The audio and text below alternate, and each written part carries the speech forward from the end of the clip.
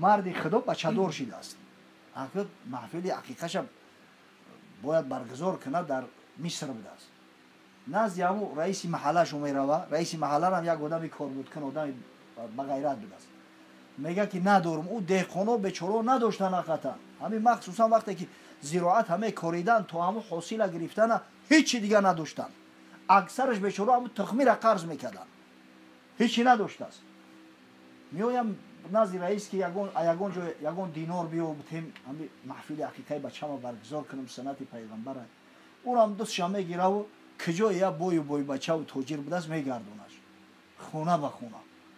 دکان به دکان تا نماز عصر میگردن. همین کمبغل مردم بیچاره پول عشقی نیوخی هیچ که دویریتش هم نمیکنه و بعضی مردم همطوری اندک پوز زجیگانی هست. اگر نیوخی خونه آباد اینا بوارش هم نکردی او تو زکات میتی کو همون یا دینار زکات بگو بته بنویسی از جوعک ده وقتی موسم پرداخت زکات چیت حساب کتاب میکنی او یا دینار ما پیشگی دادگیم همون حساب ده میره کو نمیتونش قیسه کوتا نماز عصر دایا مسجد میخونن اگه برگشتم اومده سیان در راه ای پیش قبرستان میگذاشتیم چشمی همین سرکار در قبر یک جوان مرد میرسه با فلانی میگه خدا رحمت مغفرتت کنه این مرد این دیار تو بدهی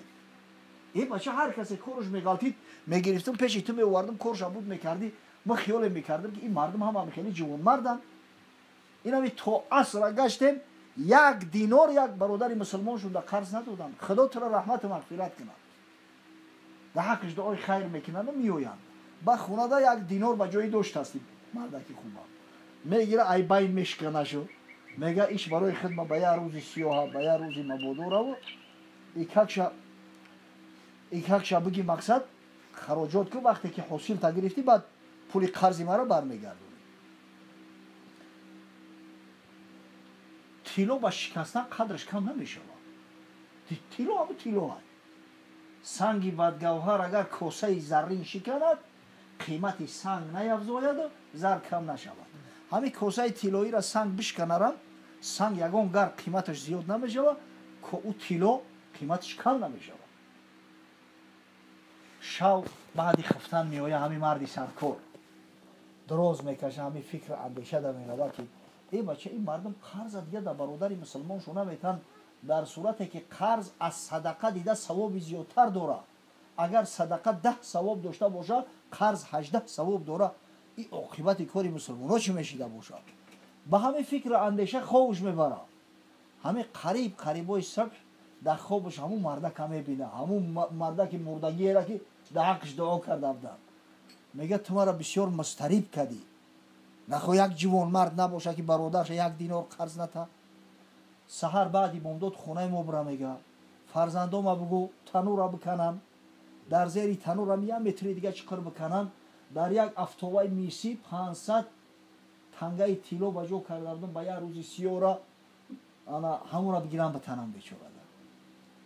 این ای خوب میخیزه همین خوب در سرش نقش بسته است ای خدا ای برام بگو قبول نکنن غیر خوبی پیغمبر خوبی کسی حجت نمیشه امکان داره خوب راست باشه امکان داره دروغ باشه رؤیای صالحه فقط خوبی پیغمبر میشه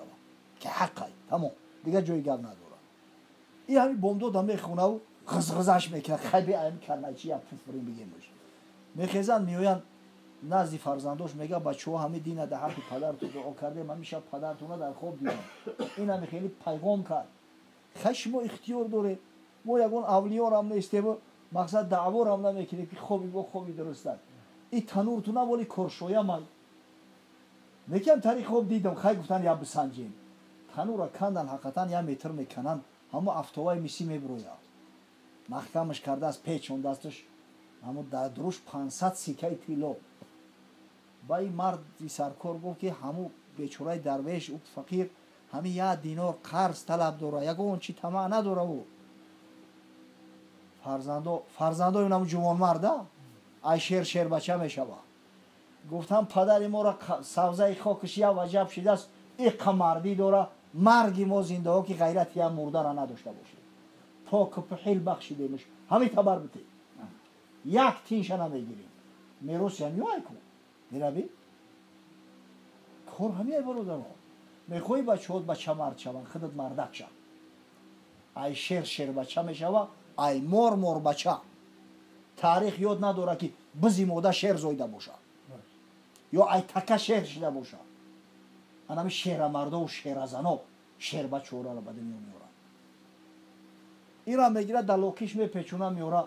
نزدش همه اویه را زمزمه میکنه و من یتقی الله یجعل له مخرجا هر کسی از خدا میترسه هر کسی کاری را به خاطر خدا میخواه انجام بده البته خدای تعالی براش نمیکنه درآمد پیدا میکنه رزق روزیش ای جای میرسونه که در یگان حساب و کتاب نیست این قپولا میبینه بیچاره در عمری سرش ندیده بود که 500 دینار پولی کلان میشود 20 دینارش به سوم امروزه $10,000 با همین یه مشت میکنه و در پیش همی سرکار میریزه بگی میگه ای شیری مادرت حلال ای شیطان میگه اگر در خواب میگفت که یگان تشبگی میگرفتم نگفت گفت هم تبربته همون نیم دینار خودم کجا داری همون قرض خدمت بود این تری مردک بودن که اسلام امروز در تمام دنیا هست در اندونزیا و مالزیا رفت در ژاپن هم از چیتا اسلامی هست الله اکبر این تری مردک ها بودن اسلام ضرب شمشیر آتش نبود تاجرای به غیرت به ناموس دست به خیر مسلمان اسلام بردن به همون کشور برای اونم باید به غیرت باشه ما در پهلوی مادرش میگه این جوان زندگی کرد میگه هر چی که انسان میکنه برای خودش میکنه برادرای عزیز هر چی که میکنیم این بازگشت داره این همه اینا حساب کتاب داره این زندگی ما و شما حساب کتاب داره این حیات ما حساب کتاب داره این خیلی نیست که ما بگیم تمام که دیگه برای همین اگر نگاه کنیم مادر در همه حالت مادر ای همین اسماء دختر ابوبکر رسیدید عبدالله ابن زبیر بچه وقتا که میگه کشالش کرد همین حجاج زن کمپیر میگه 100 رفتگی بود آمد همین تا جسدی بچه‌ش کشالش کردگی بود همین تا گرفت گریه کرد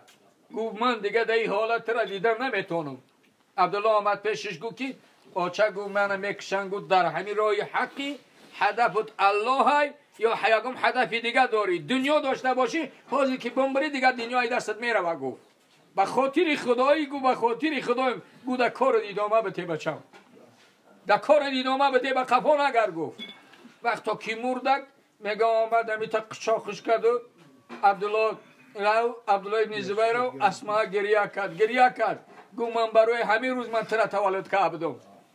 خبر به عبدالله ابن عمر رسید عبدالله ابن عمر هم آمد در پایان همین آدمی که سلیمش کرد شالش کردگی بدن چنان گریه کرد عبدالله ابن عمر که قریب میگه جانش برآمد میگه قریب جانش 40 بار حج کردگی بده عبدالله ابن عمر حمامی میگه مسجد بود دایم در مسجد بود دایم در عبادت الله بود ولی که میگه خبر عبدالله ابن زبیر شنید و اسماء را شنید اسماء گریه کرد گفت خدایا همه حال ما را به حبیبت برسون حال ما را به حبیبت برسون که در این حال ما قرار داریم ای الله میگه گریان شد اسماء دختری ابوبکر صدیق ذوالنطاقین که پیغمبر اکرم صلی الله علیه و سلم اسماء را بسیار دوست می داشتند برای همین نگاه میکنیم اگر تاریخ نگاه کنیم اصحابش پیغمبر خدا گفت کانک روحک فی السما و ذکرک فی الارض گفت روح شما با آسمان هم که بروه نام شما را تا قیامت در تاریخ باقی میمانه برای همین برادران عزیز این محفل اشاره مرسمه خداوند مبارکشون بگردانه و این مادر پروردگار قبرشون پرنور و جاشون جنت بگردانه اللهم ثبتنا علی الایمان و عمل صالح و حینا حیاتا طیبه و الحقنا بالصالحین ربنا تقبل منا انک انت السمیع العلیم و تب علینا انک انت التواب الرحیم فاغفر لنا ولوالدينا ولجميع المؤمنين ولجميع المسلمين آخر دعوانا الحمد لله رب العالمين برحمتك یا ارحم خدای مادر قبرش پر نور و جاش جنت بگردان